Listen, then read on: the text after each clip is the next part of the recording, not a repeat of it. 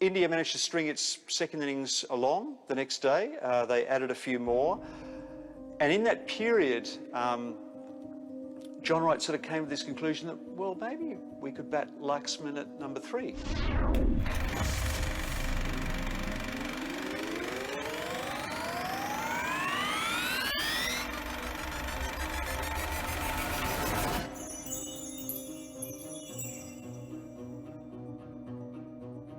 It's the second year of the new millennium, and Team Australia believes it could achieve a feat no generation since 1969-70 has. A Test Series win in India. You know, Australia were a real powerhouse at the time, and it was just great to see, you know, Warne into the rough. Steve Waugh calls it the final frontier, and he arrives with a formidable team to conquer it. It's a team of cricketers so extraordinary they have won 15 tests in a row.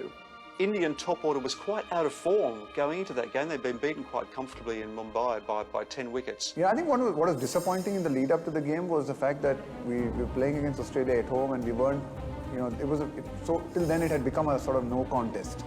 They beat us easily in Mumbai. They were dominating that test match for the first 3 days. We were so far behind. At the Eden Gardens, a 20-year-old Harbhajan Singh arrives with a hat trick. But that doesn't stop Australia from piling on the misery. They put up 445, and by sunset on day 2, India are 8 down for 128 in reply. We've almost forgotten how amazing a game this is because of how good the Australians were and how at that stage India was really struggling to get its house in order. The next morning, Steve Waugh goes in for the kill by enforcing the follow-on, a decision that subsequent visiting captains would think long and hard about.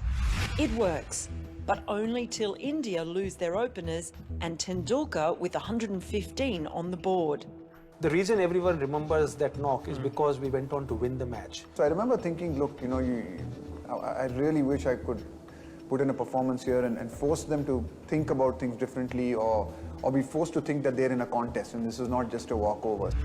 The final frontier is only a batting collapse away from falling. Laxman had come into the test, I think, with a back injury and Dravid was playing with a fever, so they were doubly burdened, which is remarkable in terms of what happens later. I mean, I always thought Laxman should have been at 3 pretty well his whole career. He was an ideal number 3. Better than in that position. I'm not saying he's a better batsman, but better in that position than Rahul Dravid. VVS Laxman, who's made it clear to selectors about never opening again, has a point to make in the middle order. He makes it emphatically, with a century to his name, and walks back at stumps with Rahul Dravid, India still 20 runs behind.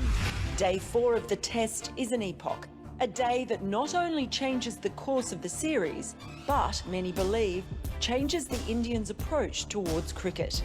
Nothing in the past 3 innings that I had played that told me that that was going to be possible. That test series was a hell of a test series, you know, where the fortunes were fluctuating from one team to other, not at the end of the day, but each and every session. Laxman and Dravid, arguably at the peak of their careers, dig in, warding off the energies of McGrath, Gillespie, Warne and Kasparich.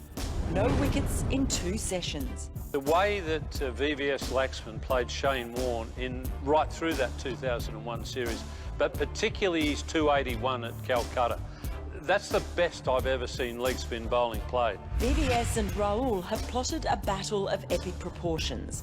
By stumps, their resolve to save the game has turned into a counter-attack to win it. I remember talking to Shane Warne after the series and I said to him, how did you think you bowled? And he said, I didn't think I bowled that badly. And I said, mate, you didn't.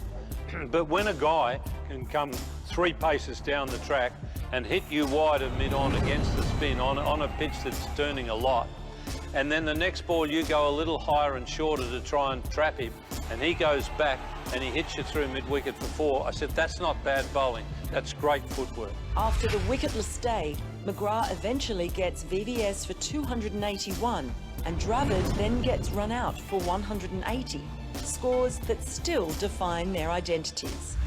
Meanwhile, Sourav Ganguly and his resurgent bowlers, defending 384, have a little more than 2 sessions to bowl the Australians out.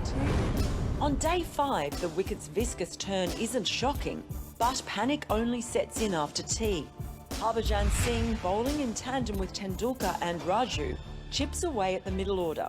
Mark Waugh, Ponting and Gilchrist walk back on naught. As much as you can bat the whole day, but bowlers win you matches, and Harbhajan Singh really won us that match. With minutes to go before stumps, Harbhajan traps McGrath, and a mass of more than 100,000 at Eden Gardens erupts in unison. Just the involvement of the crowd in each and every ball, I think it still sometimes makes your, hair stand up. The records boast of an India victory by 171 runs.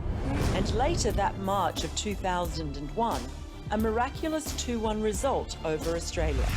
But for the players, fans and officials who witnessed it live, it remains etched as much more than just a series victory.